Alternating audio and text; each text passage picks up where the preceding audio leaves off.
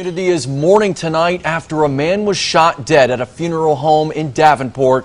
It is our top story at this hour. 24-year-old Namane Laster is now behind bars. He's being charged with first-degree murder and felon possession of a firearm, among other charges. The victim is 26-year-old Jeremy Shorter of Davenport. Police say Shorter was gunned down while attending his son's visitation at Wirt's Funeral Home. That was on Kimberly Road in Jersey Ridge around 11:30 yesterday morning. The scheduled funeral was for Shorter's 8-year-old son, who died from cancer. That's when Laster opened fire at Shorter.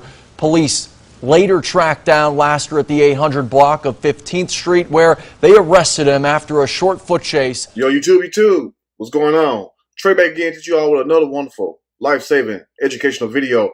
We have a very unfortunate story coming out of way of Davenport by way of Iowa. Big shout out to everybody in the great city of Davenport, everybody in the great state of Iowa. We have a father who was going to a funeral home to, say his goodbye to his son and everything, because his son died from cancer, and his son was a little old young boy. And unfortunately, the father cousin came to the funeral and shot him dead while the father was visiting his son. That's a sad situation where you will have a family member, not some outsider, but a family member who will come and kill you, at your weakest moment when you dare to say your goodbyes to your son. And come to find out, this guy that got killed, he had 17 kids. He goes by the name of Jeremy Shorter. And my condolences goes out, number one, to Jeremy, and also to his family, and also to his 17 kids. Yes, 17 kids he had. It's a sad situation, especially if anybody need to be kept alive. It's a man with 17 kids. Let's be for real. Because you know already what they say about black fathers not being in the home with their children. So for this cousin of Jeremy to come there with his tough face self, to come to the funeral and kill him, shows that some of your family is not about anything. And this should also show us that just because you're kin to somebody does not mean your family. Just because you share the same last name or the same blood does not mean your family. Let me tell you this also. You can have strangers. You can have somebody you just met will treat you better than your own family. Some of the most damage that's ever been done to, matter of fact, me or you probably, some of you, well, most of us, the damage was done by a family member. It's strange how a family can hurt you worse than these outsiders. Now, I've been doing my research and everything, me and my team. We have not came up with anything as to why a motive is, to why this guy, the cousin, killed Jeremy. Now, I don't understand what was going on, but I'm sure somebody would make an excuse. Just like most of these stories I make, no matter what the victim done did or whatever, you feel me? Somebody will come and say, well, he was robbing somebody, or he owed somebody some money, he killed his brother, he carjacked. So I'm sure somebody will make an excuse up instead of just saying, you know what, they down bad, and this person didn't have no reason to kill him. But anyway, if you know anything that happened, please let me know in the comment section, or you can email me. But anyway, I'm not going to tear it too long with this story, so we can dive deep into it. I'm going to read a snippet from this story. I'm going to give my opinion. All of it. Surely. As we go. Father shot dead attended 8-year-old son's funeral. The little boy was just 8 years old. It's sad for a father, no matter how many kids the man had. That's between him and his baby mama and his children. But it's sad that a dad will lose a son, go to the funeral, and then end up getting shot dead at the damn funeral home. That's just too much death for me right there. I don't care what nobody say. You feel me? But anyway, a 26-year-old father has been shot dead in Iowa while he was attending his 8-year-old son's funeral after the little boy died following a lengthy battle with cancer. It's a sad situation to see your son slowly fading away, or your family member fading away. Because I have a couple people in my family with cancer, and I'm sure some of you all may have somebody in your family with cancer or some other illness. You know what I'm saying? And it's one thing about it, to see somebody slowly withering away and fading away. And then you go to the funeral home to say your final goodbyes and pay your respect.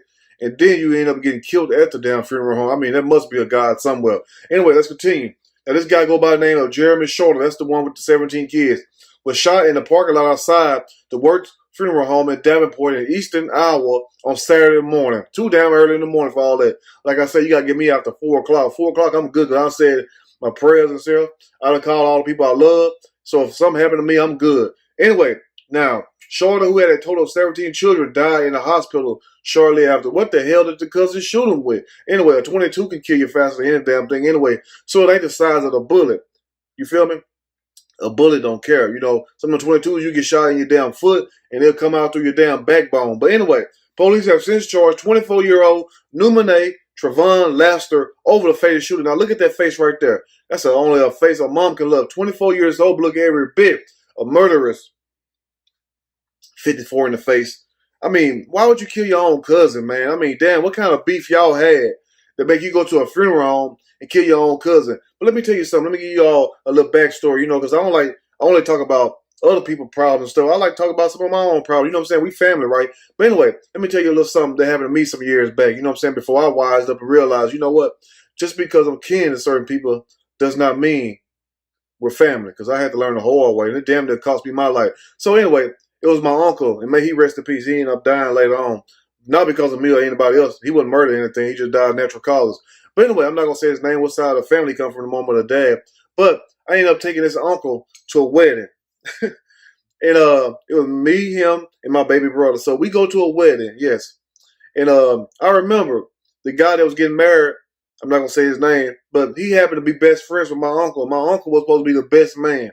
Now, my uncle had, back then, a drinking problem. So my uncle goes into this wedding, and he already drinking. I'm already kind of drinking too, been smoking that good green, but I'm feeling good. But I know how to keep my composure. You feel me?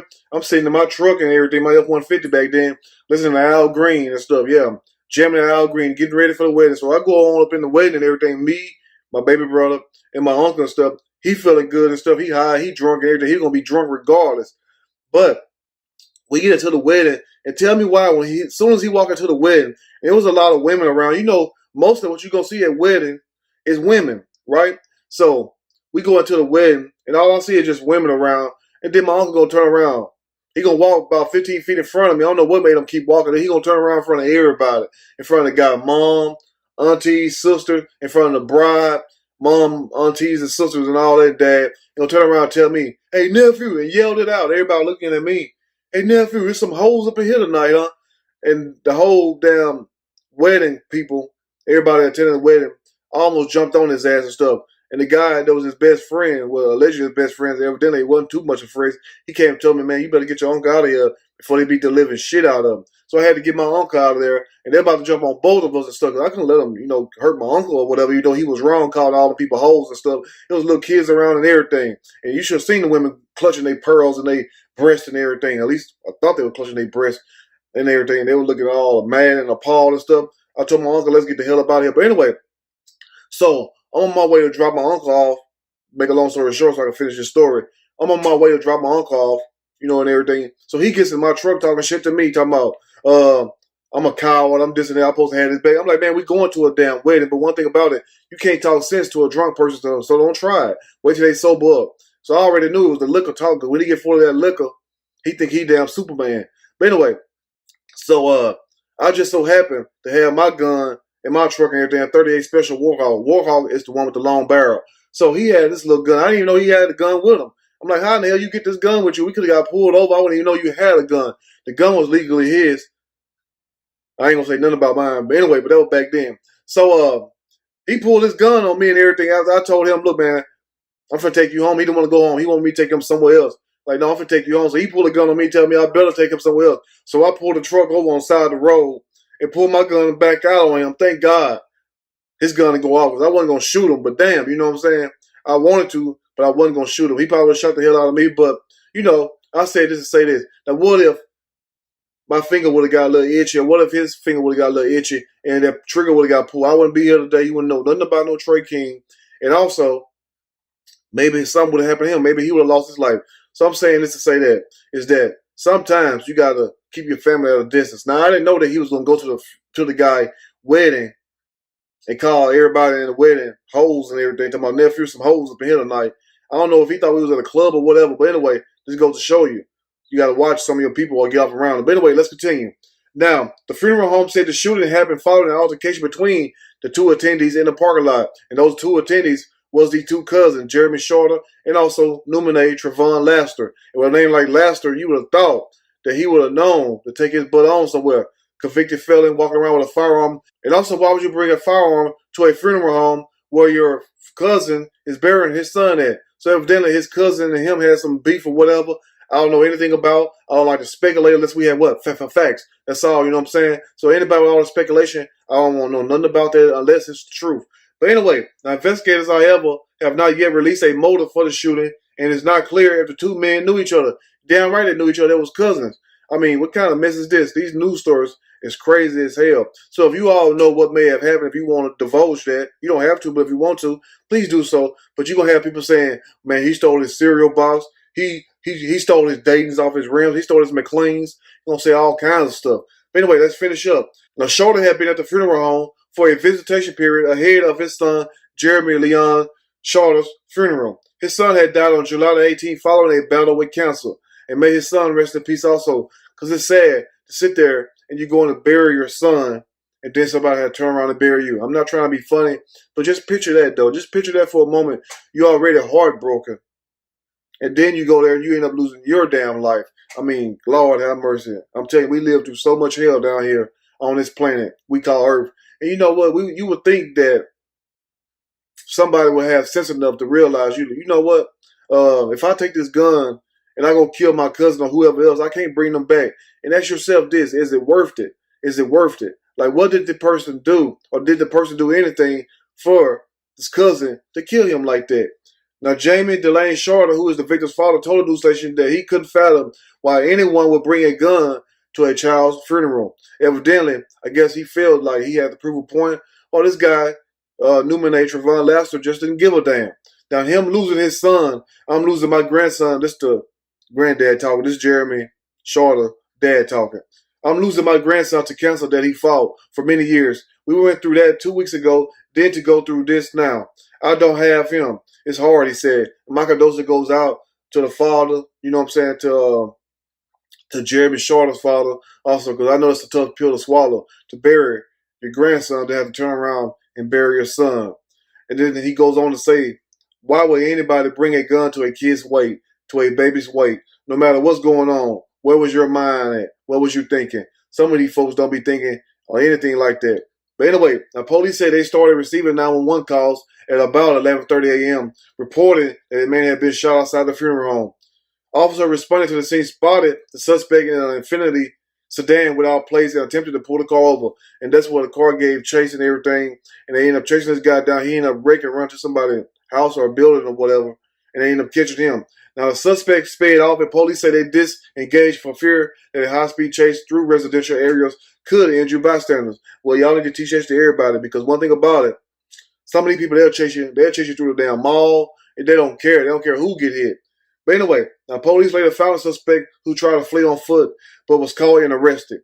During the chase, the suspect later identified lashed through a bag containing a gun over a fence, police said. So what the hell was wrong with this guy? And is this really Jeremy Shorter's cousin also? You all let me know. But what the hell is wrong with this cousin? And what really happened for him to go to this guy's son's wake and end up shooting the dad dead right there? What was really going on? You all let me know. If you like the story, push that like button. If you like the story, subscribe to the channel, become a channel member.